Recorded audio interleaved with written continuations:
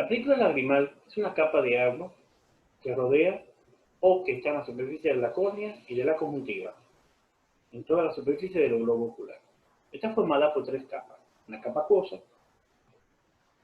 una capa de mucosa y una capa lipídica.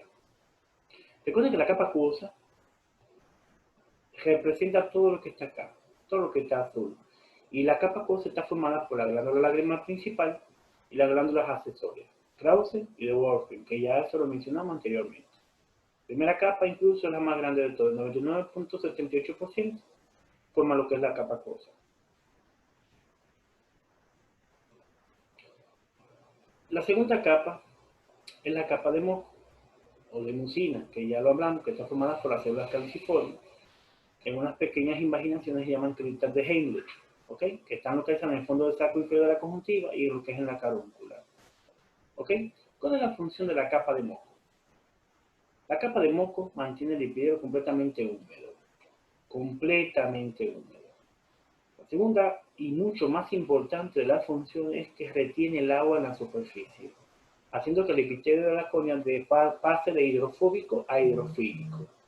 Otra función importante es que ayuda a favorecer la extensión de la película lagrimal en toda la superficie del ojo y hace que toda la superficie tenga una lubricación adecuada.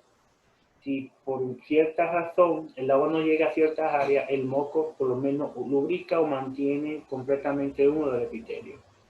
Y una función que muchas veces dirán que eso es desagradable, es que cuando hay un cuerpo extraño en el ojo comienza a producirse mucho moco, haciendo que éstas detengan, arropen o envuelvan cualquier partícula extraña encima de ellos.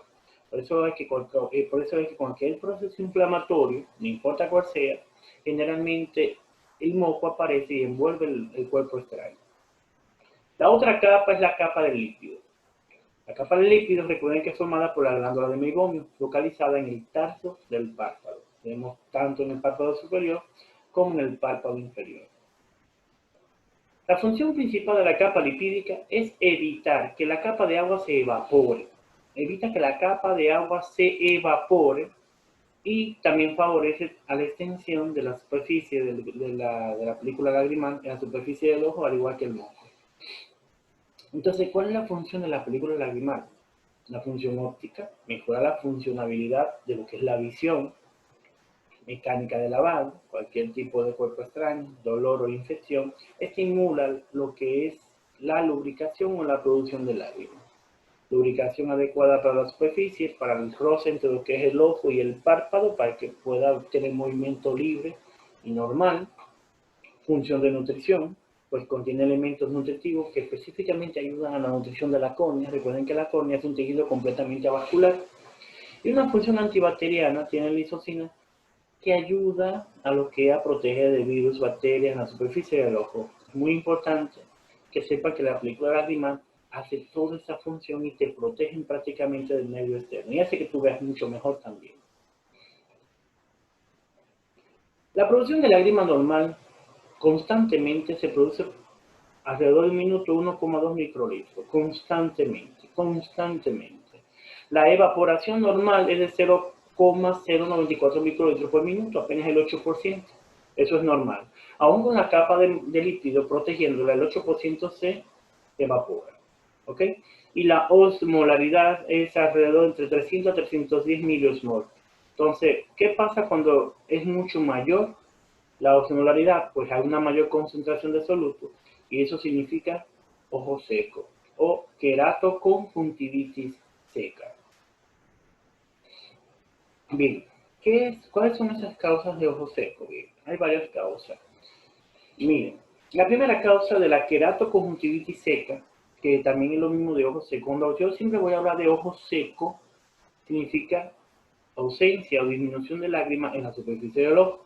Entonces, cuando hablo de queratoconjuntivitis seca, significa ojo seco. Entonces, la primera es la queratoconjuntivitis seca hiposecretora de Sjögren. ¿Qué significa hiposecretora? Que hay una disminución en la producción de la lágrima.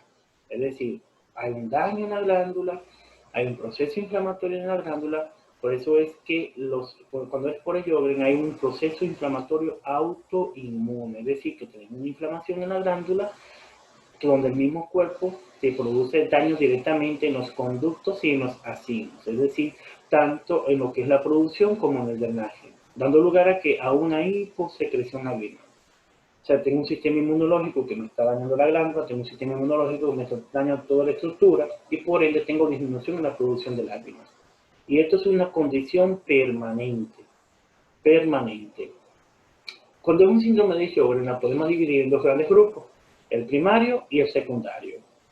El primario, este es un conjunto de signos y síntomas en donde el paciente se caracteriza por tener boca seca, que es la xerostomía, y donde hay una presencia de anticuerpos, cuando tú haces la inmunidad directamente, una biopsia en la glándula, que eso indica una enfermedad autoinmune.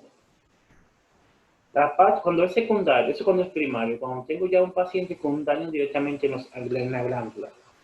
Ahora, en el secundario, tengo una enfermedad como la artritis, que es la más común de todas, mucho más común en mujeres, lupus, esclerosis sistémica, dermatomiositis, policondritis recurrente.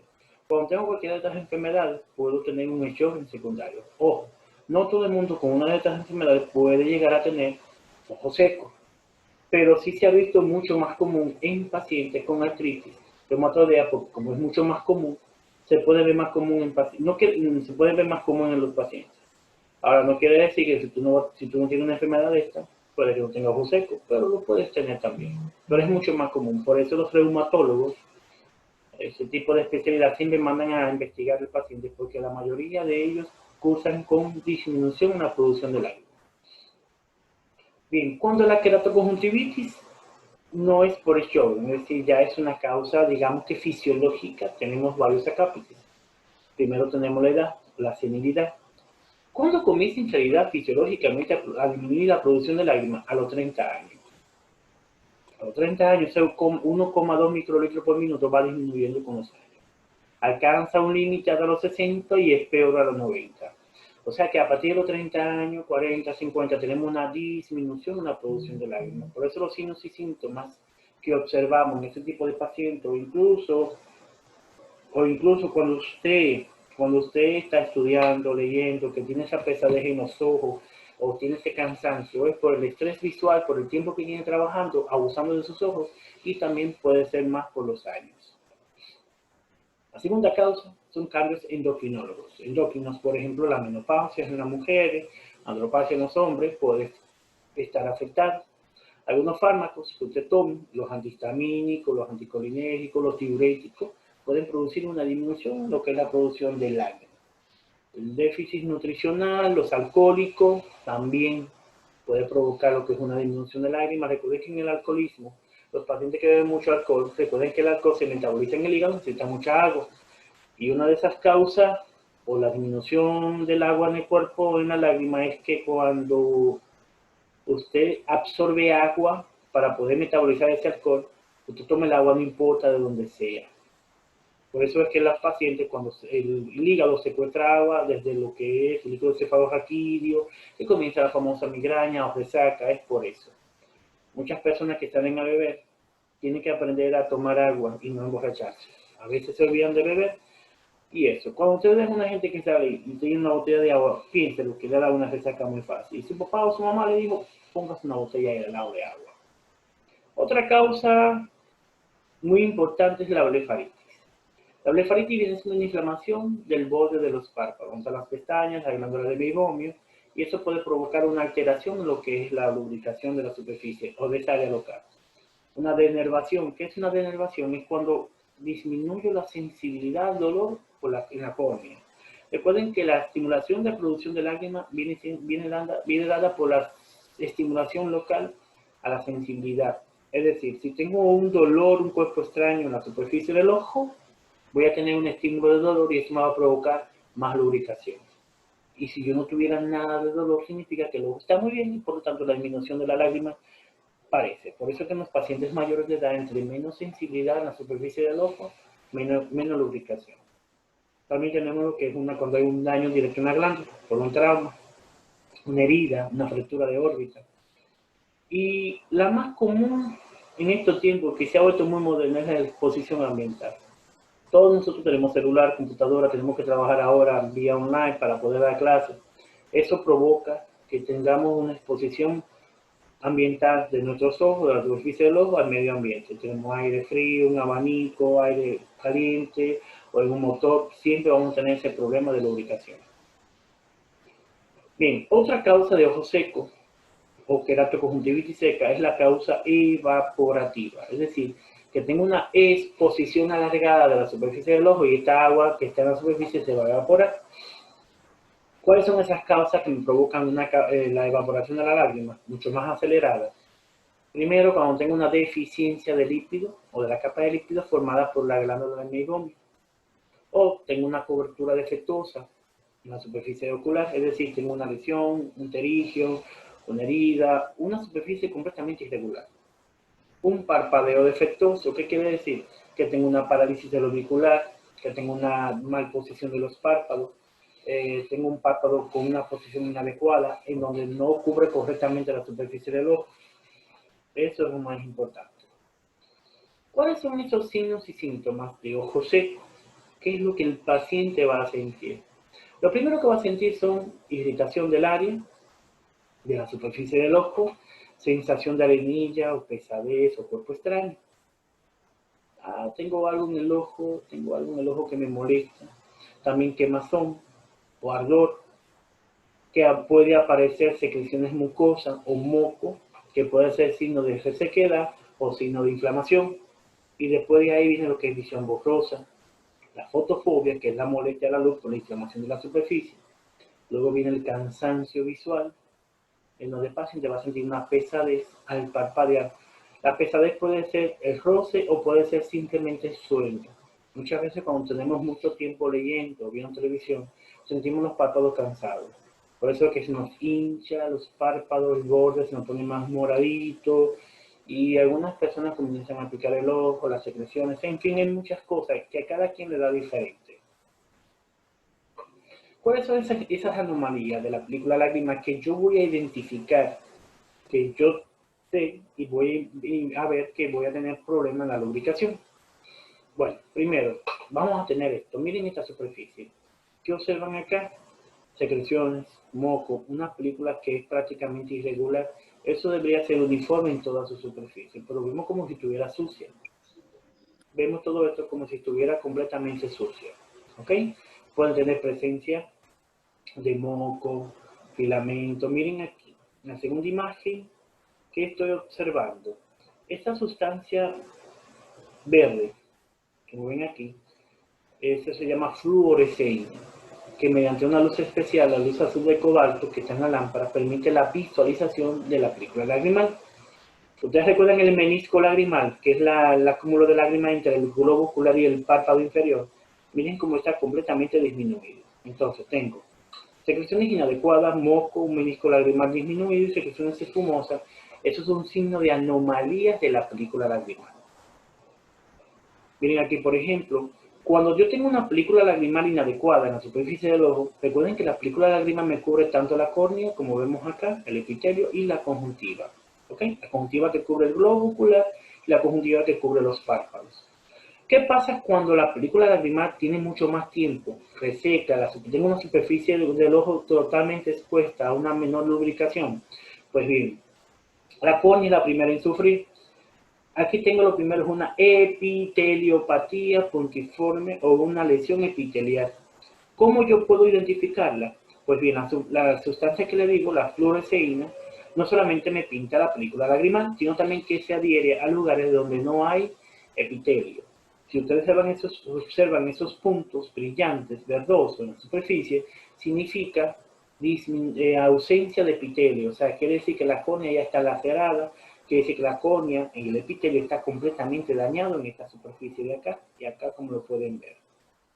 También podemos ver placas de moco adheridas al epitelio de la córnea, filamentos de moco adheridos a lo que es la superficie. Miren cómo está ese ojo completamente rojo.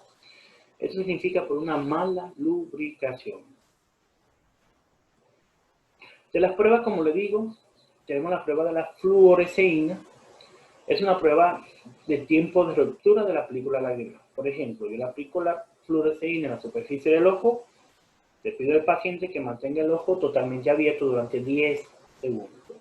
Si yo veo que esa película de lágrima comienza a separarse, a romperse, o sea, como el agua que está uniforme comienza a separarse de un extremo a otro, ya tengo una deficiencia de la película de lágrima, pero si eso ocurre antes de los 10 segundos, tengo una película de lágrima de mala calidad. ¿Qué significa eso? Que si yo estoy leyendo, viendo una película, si yo estoy por lo menos viendo algo, esa deficiencia en la película que tiene una superficie me va a provocar que todo esto que está acá.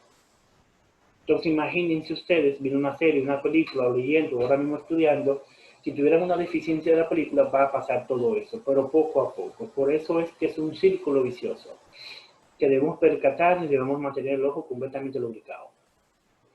Otro tipo de prueba para identificar una película lágrima inadecuada es la rosa de Bengala, que es utilizamos este tipo de tinta, como su nombre indica, de color rosa, pero lo interesante de este estudio, de esta prueba, es que podemos aplicarla en la superficie del ojo y esta se va a adherir en superficie donde hay moco y donde hay células muertas. Por eso ese estudio es muy importante, aunque prácticamente no se usa más la fluoresceína para pintar lo que es la película lágrima y ver su calidad. Otra prueba, que es la prueba de Schirmer. La prueba de Schirmer no es más que cómo usted va a medir aquí, cómo va a medir la calidad o la cantidad de película lágrima. Es decir, que esa prueba se pone una tirilla entre el párpado y el ojo, estimula dolor y esto ve que tiene unos números, 5, 10, 15 hasta 30. Si usted en 5 minutos comienza a llenar todo esto, hasta 15, y en menos de 5 minutos lo llena, pues tiene buena producción de lágrimas. Entonces esta prueba de Schirmer es para medir la cantidad de lágrimas por minuto. También hay otro tipo de pruebas. Hay una tipo 1 y tipo 2. A tipo 1 es sin anestesia, a tipo 2 es con anestesia. Claro, se toma más tiempo, pero es porque esto molesta mucho. La idea es estimular la superficie del ojo y ver cuál es la producción de lágrimas. Una prueba prácticamente más fidedigna, digamos, o más costosa, es la prueba de la osmolaridad. Recuerden que la osmolaridad es de 300 a 310 miliosmol. Eso tiene que ver con la concentración de soluto. Lo que hace esa pieza es medir la lágrima, la concentración. Si está por encima de 300, 310 miliosmol, pues entonces tenemos una concentración de solutos y eso hace que tenga disminución de la capa acuosa y tenga una mayor concentración de lágrima y prácticamente ya se convierte en ojo seco. Bien, ¿cuál sería el tratamiento a seguir? El tratamiento a seguir es base de lubricación. Busca la causa que te provoca lo que es el lagrimeo, si es un problema inmunológico, un problema infeccioso, traumático. Debemos buscar la causa. De la causa es la exposición ambiental, si donde vivimos hay polvo, si donde vivimos hay construcción, si donde vivimos tenemos que trabajar en base a las computadoras. Eso ha cambiado mucho últimamente y eso hace que el paciente o tenga que leer un libro, eso hace que el paciente tenga más sintomatología. Entonces los lubricantes, la idea de los lubricantes es mejorar la calidad de la película lagrimal de su superficie. Esto es muy importante. Por eso la lubricación es constante, la lubricación debe ser fija. Muchas veces los lubricantes tienen otros componentes como ácido hialurónico, que eso ayuda a que repitelice. También tienen otras sustancias que se adhieren mejor a la película lagrimal de acuerdo a la consistencia y el moco. Sí, hay muchas formas de lubricar los ojos. Otra forma de tratamiento, de acuerdo a la deficiencia de la película lagrimal, si es por evaporación o por un defecto de la glándula de meiomio, es este masaje directamente con un calor local dentro de las glándulas de meiomio. Funciona, señores, y es que cuando usted tiene el día muy ajetreado, muy cansado, los ojos pesados, muchas personas optan prácticamente por ponerse compresas calientes en los ojos y eso ayuda a mantener lubricado o a producir mejor cantidad de grasa que protege la película lagrimal. ¿No han escuchado? Ponte paños calientes o paños de manzanilla caliente en la superficie del ojo. Eso ayuda a drenar las lágrimas, ayuda a mejorar la calidad de la capa lipídica y hace que se proteja mejor la capa de agua. Otro tratamiento interesante, pero ya quirúrgico, sería la oclusión de los puntos lagrimales. La oclusión de los puntos lagrimales puede ser total o puede ser parcial. La idea es que si tiene una disminución en la producción de lágrimas, y tú no quieres que esta se drene, tú no quieres que esto se pierda, pues hay una opción con unos tapones de silicón, puedes temporalmente tapar los puntos, o de una manera u otra permanente cauterizar los puntos, quemarlos, directamente quemarlos. Esas son maneras prácticamente ya opcionales. Bien.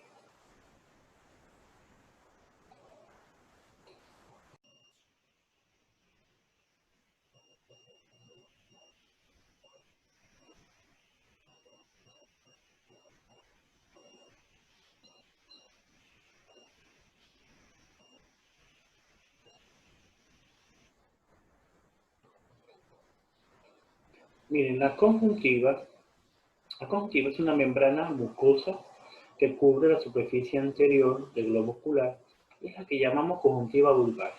Y la conjuntiva que se repliega y cubre la superficie posterior de los párpados es la llamada conjuntiva palpebral. Ven esta imagen acá, aquí tenemos la córnea, el epitelio, aquí está el limbo, aquí se continúa con la esclera, ¿verdad? Pero en la superficie de la esclera tenemos lo que es la conjuntiva vulvar, que sería esta. Aquí está el fondo del saco superior, fondo del saco inferior. Luego la conjuntiva que cubre la parte posterior de los párpados, la conjuntiva palpebral. ¿Ok? Y luego sigue lo que es la unión mucocutánea. O sea, la unión mucocutánea sería esta. El epitelio que está entre lo que es la conjuntiva del párpado y la piel, donde está el borde de las pestañas. Bien, aquí tenemos la conjuntiva palpebral, que está bien adherida al tarso, bien pegada, es prácticamente una misma estructura. Una de las características de la conjuntiva palpebral es que contiene tejido linfóide, y eso le da una característica interesante, pues cualquier proceso inflamatorio, ya sea por bacterias o virus, este tejido se torna o se forma de una manera muy diferente o se inflama, a diferencia de la conjuntiva vulgar. Otra característica de la conjuntiva palpebral es que está bien adherida al tarso, bien pegada, no es holgada, simplemente no se puede despegar. ¿Ok? Ahora la conjuntiva vulgar, que es esta que está acá, sí, se puede despegar, se puede separar, se puede cortar, se puede suturar, es suave, es holgada, tiende a inflamarse más fácil que la conjuntiva palpebral, pues como es fácilmente de despegar, recuerden que justamente por debajo de la conjuntiva vulvar tenemos la tenon, tenemos la esclera y la esclera propiamente dicha. Entonces eso es importante que lo sepan la diferencia. La conjuntiva es una membrana que tapiza o cubre toda la superficie anterior del globo ocular y la superficie posterior de los párpados. ¿Ok? Bien. Otras características de la conjuntiva tenemos este pliegue, el pliegue semilunar, que en muchas personas ese pliegue es mucho más abultado o más grande que otros. Algunos animales, ese pliegue, cuando, por ejemplo los reptiles, no sé si han visto un cocodrilo cuando se sumerge o por ejemplo, algunos animales, algunas veces esa membrana cubre esa parte interna del ojo, se llama el tercer párpado. Este pliegue semilunar viene siendo formando parte, se forma tanto del fondo del saco superior y fondo del saco inferior de la conjuntiva. Este sirve como bolsillo o conjuntiva extra para el movimiento lateral de los ojos. Bien, la otra estructura que está acá es la carúncula. La carúncula contiene tanto tejido mucoso como cutáneo, tiene folículo piloso, glándula sudorípara. Es un tejido prácticamente especial, es un tejido prácticamente grueso, ¿ok? Que está aquí en la parte interna de los párpados. Bien. Tanto la conjuntiva vulvar como la palpebral contiene un tipo de epitelio. Por ejemplo, el epitelio colunar estratificado, hay dos tipos de epitelio. Colunar estratificado, células basales y células superficiales. Aquí, en el limbo y la carúncula, tenemos la unión mucocutánea. En el limbo y la carúncula, y cerca de la unión mucocutánea que está aquí, en estas tres partes, carúncula, unión mucocutánea y en el limbo, existe un epitelio de células escamosas estratificadas. Miren qué interesante. En el limbo, la unión mucocutánea que está acá, en la carúncula tenemos células escamosas estratificadas. Son células muy fuertes. Se recuerdan las células caliciformes, que ya las mencionamos, que están localizadas en toda la conjuntiva, donde más se localizan en el fondo del saco inferior y en la carúncula. Una de las características más importantes del fondo del saco, de la conjuntiva, estas células caliciformes, recuerden que secretan qué es el moco. Y el moco ayuda a mantener la película lagrimal completamente distribuida y adherida a lo que es la superficie del ojo. Bien, la segunda parte de la conjuntiva, parte del epitelio, es que contiene un estroma. En el estroma contiene capa de células adenoides, un tejido adenoide, y una capa fibrosa profunda. Recuerde que la capa del tejido adenoide, o capa del sistema linfático, está localizado prácticamente en lo que es el párpado. La conjuntiva vulvar no existe el tejido linfoide, simplemente existe en la capa, en la conjuntiva palpebral. El aporte sanguíneo de la conjuntiva viene dando por la arteria ciliar anterior y la arteria palpebral. Estas dos arterias son las que van a dar irrigación a la conjuntiva. El drenaje linfático está dado por dos ganglios, el preauricular, delante de los ganglios, del pabellón auricular, y el submandibular. El preauricular va a drenar la parte superior y lateral de los párpados y de la conjuntiva, y el submandibular, la parte medial y la parte inferior. Y la inervación está dada por la sensibilidad al dolor, por la gama oftálmica del trigémino, la primera división. Tenemos justamente por debajo de la conjuntiva una cápsula, la cápsula de Tenon, que esa cápsula de Tenon cubre prácticamente toda la superficie del globo ocular, justamente por debajo de la conjuntiva, cubre toda la superficie de los músculos rectos y oblicuos, y cubre prácticamente parte de lo que es el nervio óptico. Esa cápsula de Tenon, si se levanta justamente por debajo de la conjuntiva, va a estar formada por unos ligamentos alares. La cápsula de Tenon tiene una particularidad, y es que limita los movimientos del ojo. O sea, los movimientos hacia arriba, hacia abajo, derecha e izquierda. Este ligamento, la cápsula de Tenon lo que va a hacer es limitarlo, es como si fuera un freno. Bien, en la conjuntiva existen algunas patologías, pero antes de hablar de patología hablemos de signos y síntomas. El término de conjuntivitis significa inflamación de la conjuntiva. ¿Qué la causa? Dependiendo si son bacterias, conjuntivitis bacteriana, clamidia, porriquesia, virus, hongo, parásito, inmunológica o causa desconocida. A conjuntivitis siempre hay que ponerle un apellido, siempre. Y recuerden que es la enfermedad ocular más común en todo el mundo. Usted puede tener hasta una conjuntivitis alérgica ahora mismo y no se da cuenta. Por eso es muy importante. ¿Cuáles son los síntomas, signos y síntomas de la conjuntivitis? Tenemos síntomas inespecíficos, o sea que pueden estar y no estar. Una de ellas es el lagrimeo, la irritación de la superficie, el escozor, quemazón y fotofobia. En muchos casos podemos tener este tipo de sintomatología y puede ser causado por un tipo de conjuntivitis. Ya cuando existe un dolor directamente a la superficie del ojo o sensación de cuerpo extraño, es que hay una afectación de la córnea. Una afectación de la córnea, del epitelio, ya sea por un problema de folículos o papilas en la conjuntiva. Y eso lo vamos a ver más adelante. Ya el picor es cuando hay alergia, blefaritis, queratoconjuntivitis seca.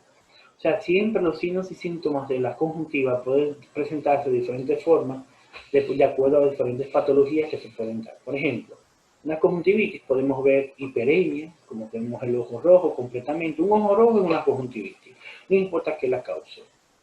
Hay un ojo rojo. Una conjuntivitis. Nosotros tenemos la mala costumbre y pensamos que una conjuntivitis es de la mala, de la infecciosa. Mucho cuidado. La conjuntivitis usted puede llorar y tener los ojos rojos. Eso es un tipo de conjuntivitis o una resequedad ocular. O usted dura 3 días estudiando o amaneciendo y los ojos están rojos. Forman un tipo de conjuntivitis.